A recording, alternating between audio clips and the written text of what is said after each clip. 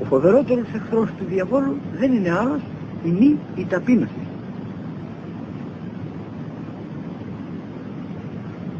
Ας ακούσουμε και τον Κύριον μας ότι οι δαίμονες αποδιώκονται με την προσευχή και την νηστεία. Εάν θα μας φέρει λογισμούς ατόπους στην πνευματική μας εργασία ή ότι άλλο εναντίον της σωτηρίας της ψυχής μας, πρέπει να τον αντιπολεμούμε με την σωτήριον προσευχήν εσωτερικός μέσα στο νου μας, με το Κύριε Ιησού Χριστέ ελέησόν με. Υπεραγία Θεοτόκη βοήθη. Και πάντοτε η ψυχή μας να διψά την γνώση της αληθείας, να διψά την συγχώρεση των αμαρτιών, να διψά την ειρήνη της συνειδήσεως,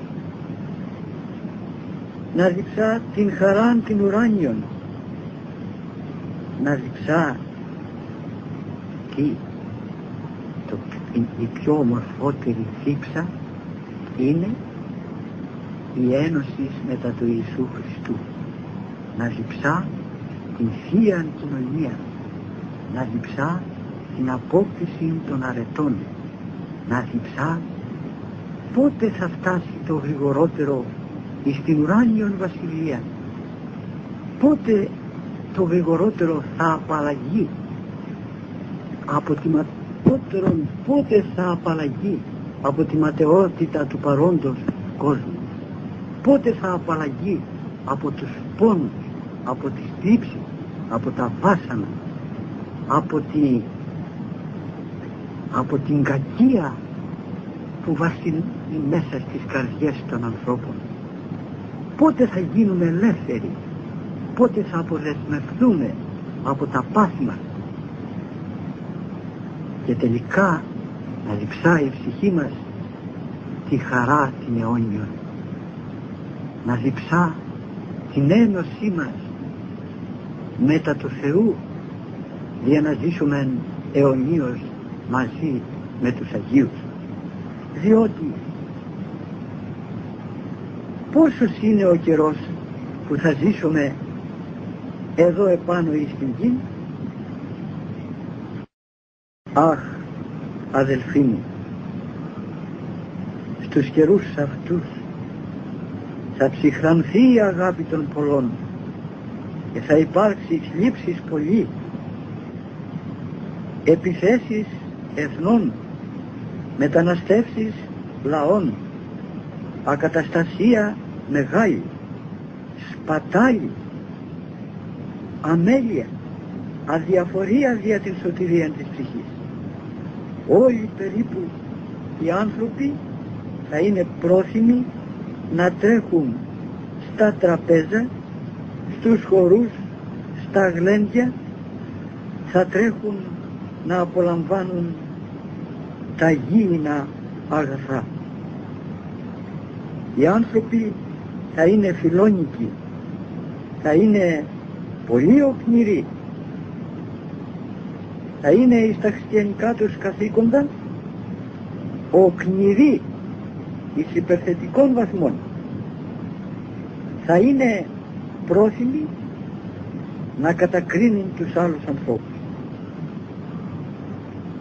Απιστία, μίσος, έχθρα, φθόνος, φιλονικία θα κατέχουν την πρώτη θέση στη ζωή των ανθρώπων. Ας σταθούμε με φόβον Θεού και ας είμεθα προσεκτικοί εις την εκπλήρωση των θρησκευτικών μας καθηκόντων, τηρούντες όλα στα σαρετάς. Ας φροντίσουμε να γεμίσουμε τα αγκία μας με έλεον, εφόσον η ψυχή μας ευρίσκεται στο σώμα. Πρέπει να φέγγει η λαμπάδα μας, πρέπει να είναι αναμένη σε όλη μας τη ζωή, να είναι αναμένη προτού κλείσουν τα μάτια μας, συνεχώς να είναι αναμένη η λαμπάδα μας. Τα αγγεία είναι δυνάμεις της ψυχής που δέχονται τα σαρετά. Το δε έλεον που πρέπει να ρίπτωμεν στα αγγεία είναι η πρακτική εφαρμογή όλων των αρετών. Η λαμπάδα που φέγγει συμβολίζει τον νου, ο οποίος μπορεί να δεχθεί την Θείαν Χάριν. Η ψυχή που θα γίνει φωτοφόρος θα εισέλθει μαζί με τον Ιησούν Χριστόν εις την Βασιλεία των Ουρανών. Το επαναλαμβάνω αυτό.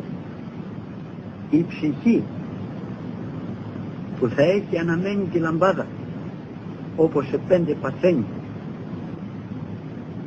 και θα έρθει η ώρα του θανάτου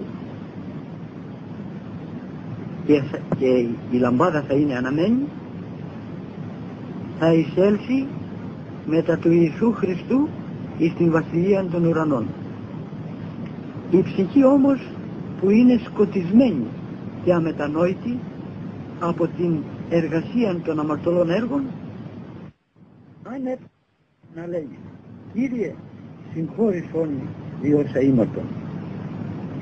Επίσης πρέπει να βλέπεις ως Αγίους όλους τους άλλους και μόνον τον εαυτόν σου θα βλέπεις αμαρτωλών και κατώτερων από όλους.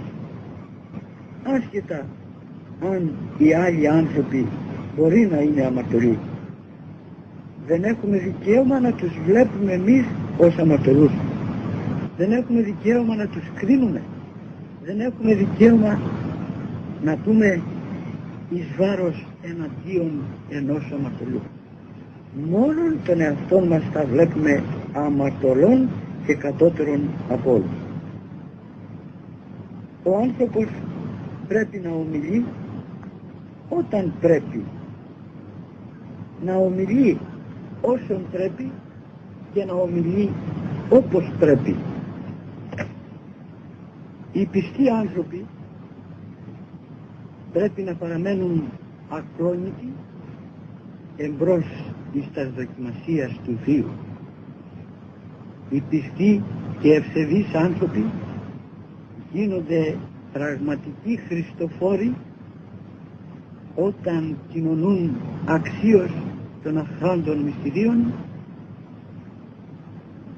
γίνονται Χριστοφόροι και εντός των αναπαύεται ο Θεός και χαρίζει εις αυτούς παν αγαθόν προσωτηρία. Ο άνθρωπος ο πιστός και ευσεβής, αυτός δεν έχει να φοβηθεί τίποτε, ούτε κακούς ανθρώπους, ούτε αντιξόρους περιστάσεις. Τίποτε δεν φοβηθεί, διότι η στήριξη των ελπίδων του εις τον Κύριον γίνεται πηγή δυνάμεως που αναμορφώνει και ολοκληρώνει των εσωτερικών άνθρωπων και την κοινωνία ευεργετεί και την εξηγαίνει. Ο φόβος του Θεού είναι η αρχή της αρετής. Ο φόβος γεννάται από την πίστη